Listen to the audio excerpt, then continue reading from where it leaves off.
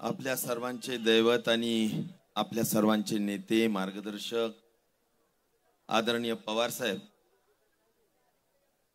मंचावर माझ्यासाठी आपल्या सर्वांनाच मार्गदर्शन करायला आलेले मंचावरील सर्वच मान्यवर सहकारी आणि आपण सगळेजण अत्यंत मोठ्या संख्येने आलेले, माझ्यावर अत्यंत मनापासून प्रेम करणारे माझे सगळे मतदार मायबाप, वडीलधारी मंडळी आणि तरुण मित्रांनो,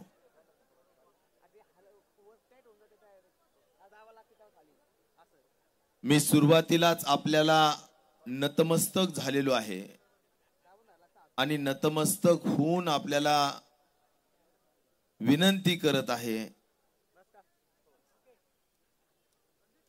की आपल्या सर्वांचे स्वप्नपूर्ती करण्यासाठी, आपल्या सर्वांची इच्छा आणि अपेक्षा पूर्ण करण्यासाठी, माझ्या जीवनासाठीचं महत्त्वाचा उद्देश म्हणजे आपल्या सर्वांची प्रामाणिक सेवा करणं, त्यासाठी माझं जीवन खर्ची पडावं,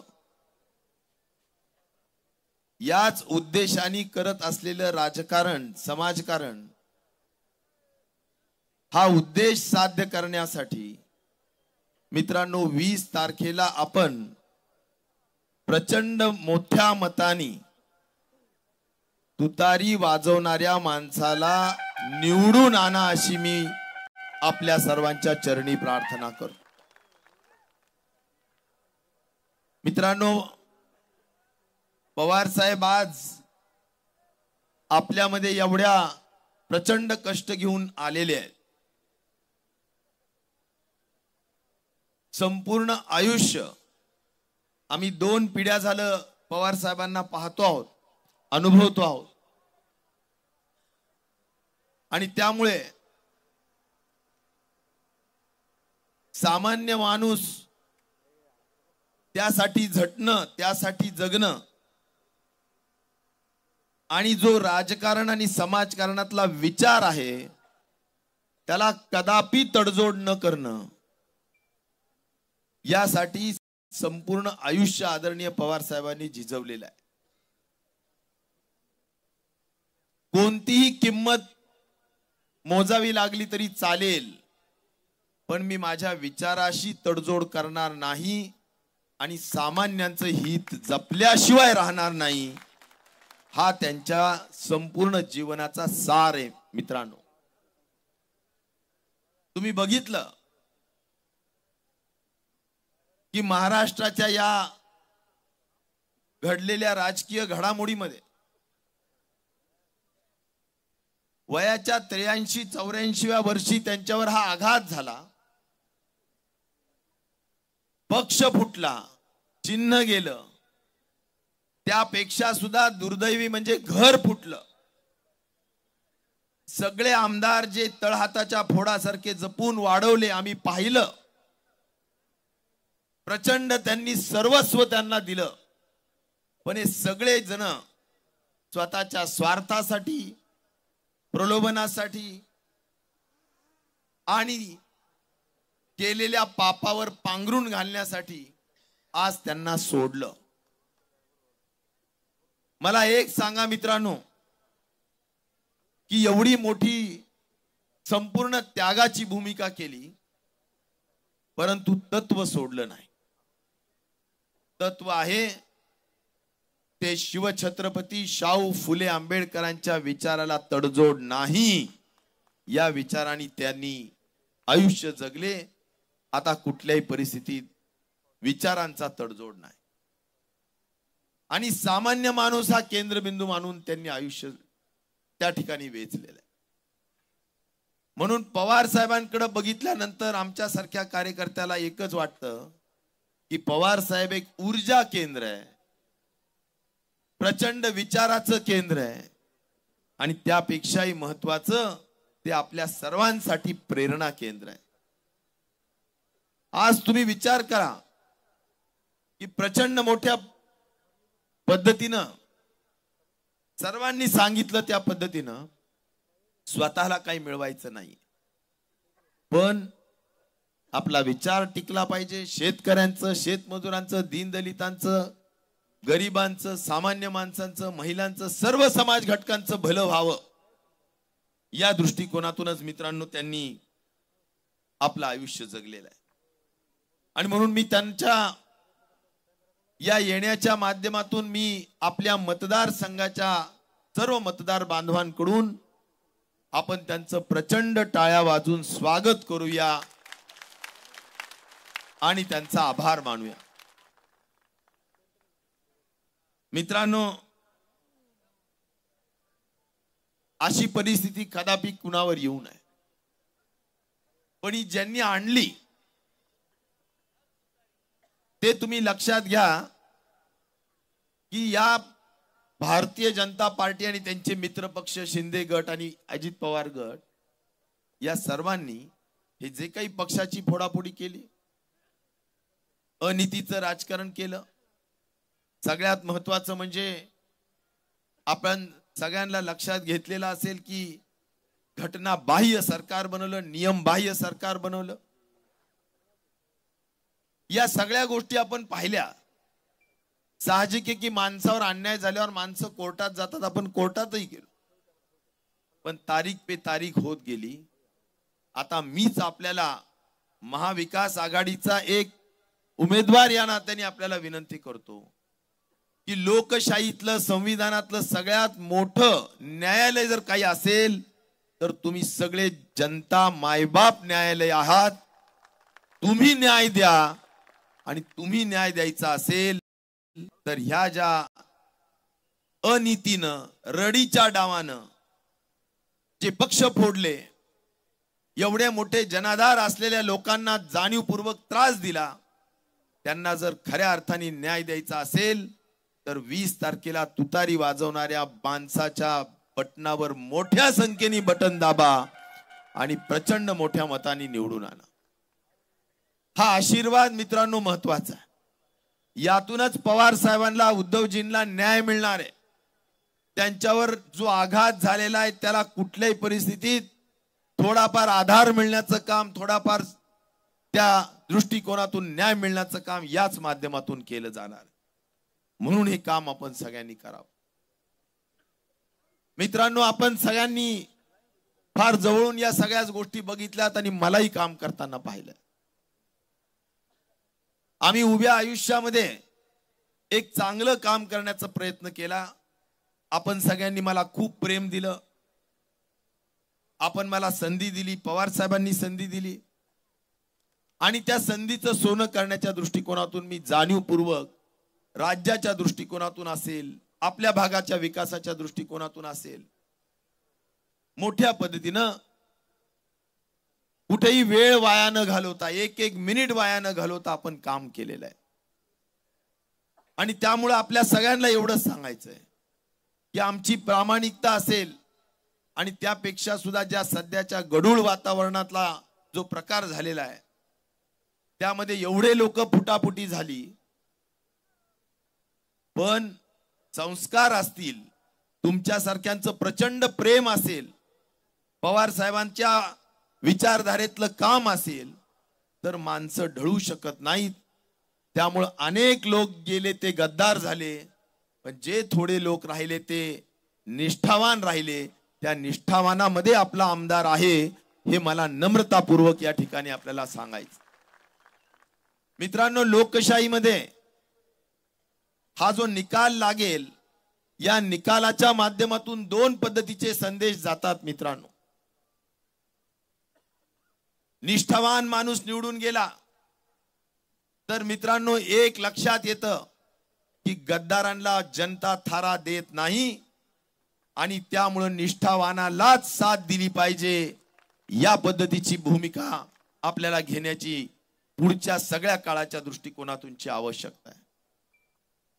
मित्रांनो, यातून संदेश जात असतात आणि त्यामुळे चुकीचा संदेश जाता कामा नये. म्हातारी मेल्याचं दुःख नाही, काळ सोकावतो या विचाराप्रमाणे आपण जर लक्षात घेतलं तर कुठल्याही कारणाने आपल्याला गद्दारांना साथ मिळता कामा नये. नाहीतर दिवसा ढवळ्या मित्रांनो, विश्वासार्हता नावाचं जे नातं आहे, विश्वासाचं नातं तुमचं माझं जे आहे ते नातंच राहणार नाही. कोण कोणत्या धर्माचा जातीचा आहे ते वेगळी गोष्ट आहे मित्रांनो. सगळ्यात महत्वाची जात आणि सगळ्यात महत्वाचं नातं जर काही असेल तर ते तुमचं माझं विश्वासाचं नातं आहे. हे गद्दार लोक जे गेलेत यांनी त्यांचं हे विश्वासाचं नातं तोडलंय. तुम्ही विचार करा, 1-2 लाख लोक निवडून देतात आणि आमदारांनी जर स्वतःला विकून टाकलं तर याचा अर्थ तुमच्याशी गद्दारी झाली, पक्षाशी गद्दारी झाली, नेत्यांशी गद्दारी झाली. मला या ठिकाणी नम्रतापूर्वक सांगायचं की आईवडील आपल्याला जन्म देतात, पण राजकारणातला जन्म आपल्याला पक्ष आणि आपला नेता देत असतो. आणि त्यामुळे त्या पक्षाला आणि नेत्याला विकण्याचं काम, त्यांच्याशी प्रतारणा करण्याचं काम, गद्दारी करण्याचं काम मित्रांनो हे चांगल्या माणुसकीच्या आणि आपल्यासारख्या वारकरी संप्रदायाच्या प्रभाव असलेल्या भागामध्ये जमणार नाही. आणि म्हणून आम्ही सगळ्यांनी तुमच्या निष्ठेला जपण्याचंच काम केलं. त्यासाठी मंत्रिपदाची काय असेल त्याग असेल, अन्य गोष्टींचा त्याग असेल. मित्रांनो मी तुम्हाला जबाबदारीने सांगतो, काही लोकांचे मी काम करू शकलो नसेल, काही लोकांचा रोड राहिला असेल, काहींचे छोट्या मोठ्या अपेक्षा राहिल्या असतील. त्याचं कारण एकच आहे की या सत्तेत आलेल्या घटनाबाह्य सरकारने विरोधी, त्यांच्या विरोधी असलेल्या किंवा त्यांची साथ न दिलेल्या लोकांना एक दमडा सुद्धा दिला नाही. डीपीडीसी मध्ये नाही, राज्याच्या बजेटमध्ये नाही, बजेटमध्ये मंजूर झालेले काम स्थगित करण्यात आले. मित्रांनो एवढ्या वाईट पद्धतीने वागणूक मला नाही वाटत लोकशाहीमध्ये कधी आम्ही पाहिली असेल. आपल्या आशीर्वादाने, पवार साहेबांच्या आशीर्वादाने आम्ही सुद्धा मंत्री होतो, पण अशा पद्धतीने विरोधकांशी वागण्याचं काम कधी केलं नाही. पण हे सगळं जरी झालं तरी तुमच्याशी निष्ठा आणि साहेबांशी आणि पक्षाशी निष्ठा आपण सोडली नाही. मला याच्यावर विश्वास आहे की माझ्या निष्ठेला, प्रामाणिकतेची समजून घेण्याची निश्चित प्रकारचं काम माझा मतदार बांधव करेल. आणि माझ्या नेत्यांचं, माझ्या महाराष्ट्राच्या सगळ्या जनतेच्यावर माझा विश्वास आहे की आपल्याला महाविकास आघाडीचं सरकार आणायचं आणि आल्यानंतर व्याजासकट तुमचे सर्वांचे प्रश्न सोडवायचे. हाही महत्वाचा विषय मला या निमित्ताने सांगायचा. मित्रांनो आम्ही अतिशय प्रामाणिक काम करणारे सहकारी आहेत. राजकारणात कुठले पैसे खाण्यासाठी किंवा चुकीचं काम करण्यासाठी आलेलो नाही. फार स्वच्छपणे सांगतो मी. आणि त्यामुळे आपलं नाणं खणखणीत आहे. आपण कुठल्या ईडी फीडी, सीबीआय फीबीआयला घाबरत नाही, कारण आपलं काम स्वच्छ आहे. आणि त्या संस्कारात कर्मयोगी कैलासवासी अंकुशराव टोपे साहेबांनी लहानपणीपासून केलेले संस्कार मला अजून आठवतंय. ज्यावेळी मला पहिल्यांदा मंत्रिपदावर पवार साहेबांनी घेतलं त्यावेळी मला बाजूला बसून एकच गोष्ट सांगितली की राजेश भैया, आपण खाऊन पिऊन सुखी आहोत, असं कोणतंही काम चुकीचं करू नका की ज्यामुळे आपल्याबद्दलची मानहानी होईल. हा संदेश टोपे साहेबांनी दिलेला आहे. आणि त्यामुळे या सगळ्या गोष्टींपासून आपण दूर आहोत. समाजकारण करावं, लोकांचं हित करावं, यासाठी राजकारणात आहोत. आणि म्हणून मला जी संधी, आता तुम्ही बघा 2014 ते 2024 मध्ये साधारणपणे 10 वर्षाच्या कालखंडामध्ये आपण 2 वर्ष उद्धवजी मुख्यमंत्री असताना सत्तेत होतो, पण 8 वर्ष आपण विरोधी पक्षात होतो. पण विरोधी पक्षात आहोत म्हणून तुमच्या कुणाशी नाळ तुटण्याचं कारण नाही. तुमच्यासाठी संघर्ष करण्याचं काम, जे काही विकासाचं काम असेल त्यासाठी जेवढा काही प्रयत्न करायचा आहे, जेवढे काही कष्ट घ्यायचे ते सगळे कष्ट घेण्याचं काम आपण कधीही सोडलं नाही. आणि त्यामुळे सातत्याने विकासाच्या बाबतीतलं काम आपण करत राहिलेलो. राजकारण हे विकासासाठीच करायचं असतं. समाजात अडीअडचणीत असलेल्या लोकांचे प्रश्न सोडवण्यासाठी करायचं असतं. या हेतूनच आपण राजकारण करतो आहोत. आणि म्हणून आज कोरोनाच्या काळात सुद्धा मित्रांनो, ज्यावेळी आपल्याला या ठिकाणी एवढं अभूतपूर्व किंवा अशा पद्धतीचं भयानक संकट आलं, त्यावेळी सुद्धा हीच जी संस्कृती आहे की कुठल्याही परिस्थितीत आपल्याला माणसाला अडचणीतून काढायचं, माणसाच्या चेहऱ्यावर समाधान बघायचं, हसू बघायचं, या हेतूनं राजकारण करत असू तर मित्रांनो, आम्ही कोरोनाच्या संपूर्ण कार्यकाळात मला एवढी मोठा आधार होता, आदरणीय पवार साहेबांचं मार्गदर्शन होतं. पण एक नक्की सांगतो की मला कधीही एवढी भयानक स्थिती होती की लोक असे कुणाला हात लावायला डचकत होते, कुठला शिंकला तरी सुद्धा जवळपास येत नव्हते, जवळचे नाते तुटले होते, भीती प्रचंड होती. पण या सगळ्या परिस्थितीमध्ये सुद्धा आपल्याला भीती वाटत नव्हती, कारण मार्गदर्शनही देणारे आदरणीय साहेब होते आणि आई आजारी होती, पण आईचा आशीर्वाद खूप मोठा होता. आईच्या पायाला हात लावल्यानंतर असं म्हणतात ना की आईच्या पायामध्ये स्वर्ग आहे, त्या पद्धतीनं आईचं दर्शन घ्यायचं आणि कोरोनाच्या कामाला पूर्ण वर्ष 2 वर्ष वाहून घ्यायचं, हा आमचा सपाटा चालू होता. मित्रांनो, आज या सगळ्याच कार्यकाळात माझी आई सुद्धा गेली. 2-3 वर्षा अगोदर वडील सुद्धा गेले. आता माझे आई आणि वडील दोघंही नाहीये. मला फार मोठा आधार आपल्या सगळ्यांच्या माध्यमातून होता. आपल्याला माहिती आहे की मी आमदार असताना सर्व संस्थेची जबाबदारी आमचे वडील बघत असायचे. पण आज ते पण नाहीत, आई पण नाही. आता माझं मायबाप जर कोण असेल तर माझी जनता मायबाप आहे. त्या मायबापांनी साथ द्यावी अशी माझी आपल्याला सगळ्यांना विनंती. मित्रांनो, मी कधीही उतणार नाही, मातणार नाही, घेतलेला वसा टाकणार नाही, हा अत्यंत जिम्मेदारीने शब्द, प्रामाणिक वचन मी आपल्या सगळ्या मतदार बांधवांना देऊ इच्छितो. आपल्या सेवेचं व्रत मी कधीही सोडणार नाही कुठल्याही कारणाने, आणि त्या दृष्टिकोनातून आपण आशीर्वाद द्यावा अशी माझी आपल्या सगळ्यांना विनंती. आम्ही सगळ्या पद्धतीनं काम करतो. आपल्या परिवारावर तुळशी पात्र ठेवून मित्रांनो आम्ही दिवस रात्र काम करतो. सगळेजण काम. सकाळी 7 वाजलेला सुरू होणारा दिवस रात्री 1 वाजेपर्यंत थांबत नाही. दररोज सर्वसामान्य माणसांची कामं होण्याच्या दृष्टिकोनातूनच काम आम्ही करत असतो. आणि म्हणून आम्हाला काम चांगलं करायचंय, त्यासाठीच आशीर्वाद पाहिजे. मित्रांनो, आज आपल्या सगळ्यांच्या साक्षीनं जे जे काही कामं केली आहेत ते तुमच्या समोर आहे. शेतीचे असेल, सिंचनाचा असेल, रस्त्यांचे असतील, पिण्याच्या पाण्याचे असतील, आरोग्याचे विषय असतील, सगळ्या बाबतीत आपण कामं केली आहेत. मी त्याचा पाडा वाचून आपला वेळ घेऊ इच्छित. या सगळ्यांच्या दृष्टिकोनातून आज मी फिरत असताना सुद्धा मला जाणवत आहे की आपल्या भागात पाणंद रस्त्यांचे प्रश्न आहेत. आपल्या भागात म्हणण्यापेक्षा महाराष्ट्रामध्ये हे प्रश्न आहेत. पाणंद रस्ते दुरुस्त झाले पाहिजे. गावांचा विस्तार होतोय, वस्त्या निर्माण होत आहेत, त्या ठिकाणी लाईटचे प्रश्न निर्माण झाले. हे सगळे प्रश्न मित्रांनो एका फटक्यात आपल्याला सोडवायचे. अतिशय बारकाईने या सगळ्या गोष्टींच्या नोंदी आम्ही ठेवतो आहोत.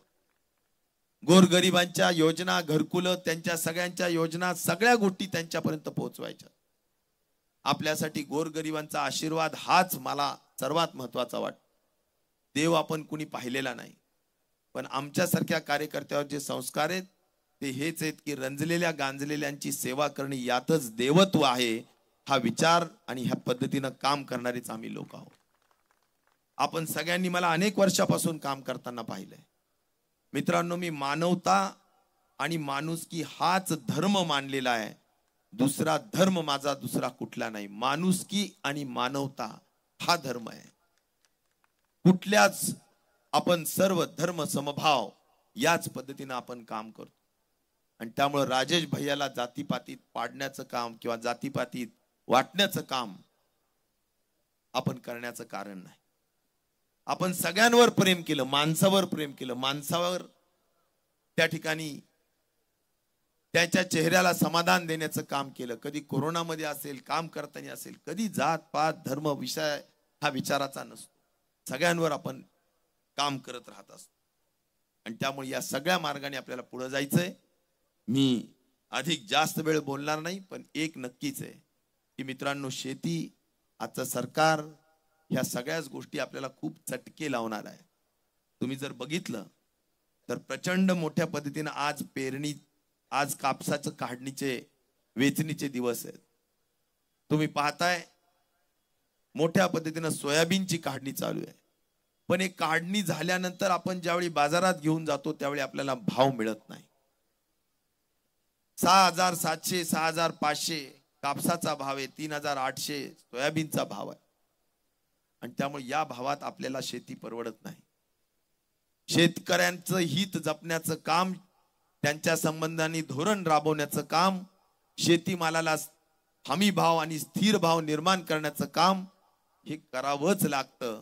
पण हे कपाळकरांट सरकार, शेतकऱ्याच्या मुळावर उठलेलं सरकार हे करत नाही. आणि त्यामुळे हे सरकार बदललं पाहिजे. हा महत्वाचा विडा घेऊन आपण आज या ठिकाणी उठला पाहिजे. मित्रांनो, हे आपले रोजचे प्रश्न आहे. महागाई झालेली आहे, भ्रष्टाचार शिगेला पोहोचलेला आहे. प्रचंड मोठ्या पद्धतीने आमच्या युवकांचा, तरुणांच्या तोंडचा घास काढण्याचं काम या सरकारने केलेलं आहे. मोठे मोठे उद्योग गुजरातकडे गेलेले आहेत. ज्या महाराष्ट्राच्या सरकारला गुजरातच्या पुढे घुटणे टेकण्याचं काम केलं, खऱ्या अर्थाने ते महाराष्ट्राचा इतिहास विसरलेत. की शिवरायांनी हा इतिहास घडवलेला आहे की दिल्ली समोर कधी झुकायचं नाही. हा इतिहास घडवलेले शिवरायांनी आज महाराष्ट्र गुजरात समोर घुटणे टेकून बसलेला आहे. खुशाल मोठमोठे उद्योग घेऊन जातंय गुजरात. आमच्या तरुण पोरांच्या तोंडचा घास काढतंय.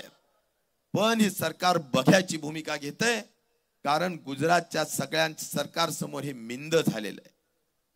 म्हणून या सगळ्या गोष्टी गांभीर्याने घेतल्या पाहिजे. तुमच्या आमच्या सगळ्यांच्या संसार प्रपंचावर वरवंटा फिरवण्याचं काम सध्याचं हे सरकार करतंय. त्याला आपल्याला निश्चित प्रकारे धडा शिकवला पाहिजे. आणि लोकशाहीमध्ये हा धडा फक्त आणि फक्त मताच्या फटक्यातूनच शिकवता येतो. आणि तो फटका आपल्याला द्यायचा. त्यासाठी 20 तारखेला आपल्याला तुतारी वाजवणाऱ्या माणसाला मतदान करायचं. आणि त्यासाठी आपल्याला महाविकास आघाडी सरकार आणायचं. मित्रांनो, आज महाविकास आघाडीच्या सरकारच्या माध्यमातून आपल्या आशीर्वादाने सरकार येईल. आणि त्या दृष्टिकोनातून काही जाहीरनाम्यामध्ये आम्ही काही महत्वाचे उल्लेख केले.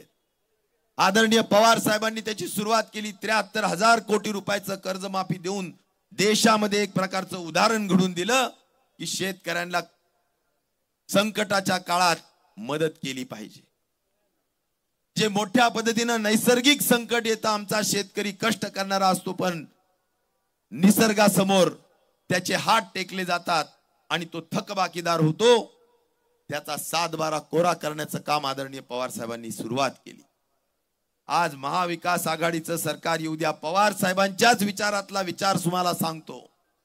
पवार साहेब असतील, उद्धवजी असतील, राहुल गांधीजी असतील, त्यांचा विचार आहे की आमच्या सगळ्या अतिवृष्टीमध्ये पिचलेला शेतकरी असेल, दुष्काळाने मोडलेला शेतकरी असेल, त्यामुळे शेतीवर कर्ज वाढलेला असेल, थकबाकीत गेलेला असेल, 3 लाख रुपयापर्यंत कर्ज माफी ही दिली जाणार. मित्रांनो, त्या दृष्टिकोनातूनचा महत्वाचा निर्णय घेतला जाणार. आणि त्यामुळं आपल्याला या सगळ्या गोष्टींवर मतदान करावं लागणार आहे. शेतीमालाला भाव मिळत नाही म्हणून हमी भाव देण्याची खात्री दिलेली आहे. त्या ठिकाणी जीवनावश्यक वस्तू महाग झालेले आहेत म्हणून जीवनावश्यक वस्तूला स्थिर करण्याचं काम, भाव वाढू न देण्याचं काम केलं जाणार आहे. आणि मित्रांनो, आज ज्या महिला भगिनींच्या प्रती लाडकी बहीण म्हणून 1500 रुपये वाटण्याचं काम फक्त निवडणुकीच्या संबंधी डोळ्या ठेवून घेतलेला जो निर्णय, मित्रांनो, मला आपल्याला सांगायचं की हा निर्णय राजकीय हेतूनी घेतलेला आहे. पण आता हा निर्णय घेतला असताना ते काय म्हणतात, आमचं सरकार निवडून आलं तरच आम्ही ही योजना चालू ठेवू, अन्यथा बंद करू. पण आमच्या भगिनींना आम्ही वाऱ्यावर सोडणार नाहीये. आदरणीय पवार साहेबांनी, उद्धवजींनी, राहुल गांधींनी ठरवून टाकलेलं आहे की आमच्या महिला भगिनींची ही योजना चालू ठेवणार. आणि 1500 नाही, 3000 रुपये प्रति महिना देऊन ही योजना चालू ठेवणार, हाही निर्णय घेतण्यात आलेला. आमच्या हजारो तरुण मुलं सुशिक्षित आहेत, बेकार आहेत, त्यांना सुद्धा 4000 रुपये महिना दिला जाणार. आणि म्हणून या सगळ्या गोष्टी मित्रांनो आपल्याला आपल्या हिताच्या जपवणुकीच्या दृष्टिकोनातून करायच्या. मी अधिक बोलून वेळ घेत नाही. पवार साहेबांचं मार्गदर्शन आपल्याला सर्वांना महत्वाचं आहे. आणि म्हणून मी एवढंच सांगेल की आता 10 दिवस राहिले. आज 10 तारीख, रात्र वैऱ्याची आहे. राजा जागा रहा, मतदार राजा जागा रहा. इथं सगळ्या कुटील कारस्थानं केले जातात. जे लोक खऱ्या अर्थाने शनिवार रविवार येऊन राजकारण आणि समाजकारण करण्याचं आणि तालुक्यात फेऱ्या मारण्याचं काम करतात, मित्रांनो, त्या लोकांना मत मागण्याचा नैतिक अधिकार नाही, हे सुद्धा मला या निमित्ताने आपल्याला सांगायचं. जिथं आम्ही तुम्हाला सांगतो की आमचा दिवसाचं रात्र आणि 24 तास आणि 365 दिवस काम करतो, तिथं हे लोक फक्त निवडणुकीला डायरेक्ट येऊन उभा राहणं आणि वाम मार्गाने निवडणुका लढवणं या दृष्टिकोनातून हे लोक तुमच्या समोर येतील. त्यामुळे यांना कुठल्याही परिस्थितीत थारा देऊ नका. आपल्या भविष्य खऱ्या अर्थाने बनवणारी ही निवडणूक आहे. आणि म्हणून आपल्या सगळ्यांना या ठिकाणी लक्ष घालायचं. आज सगळ्यांनी डोळ्यात तेल घालून काम करा. आपल्या गावातली गटबाजी दूर ठेवा, हेवे दावे दूर ठेवा, काही असेल तरी दूर ठेवा. कारण ही गावची नाहीये, ही राज्याची निवडणूक आहे. आणि आपल्या राज्याच्या माध्यमातून मी सुरुवातीला सांगितलं त्या पद्धतीनं स्वप्नपूर्ती आपल्याला करायची, इच्छापूर्ती करायची आहे.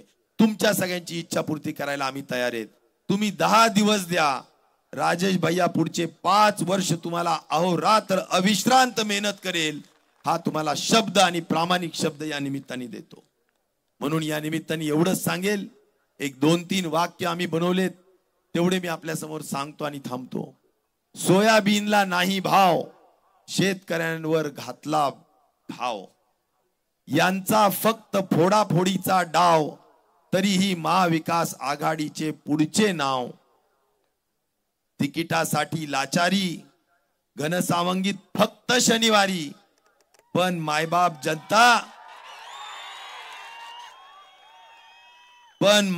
जनता खूप भारी. आता वाजवणार केवळ निष्ठेची तुतारी, केवळ निष्ठेची तुतारी.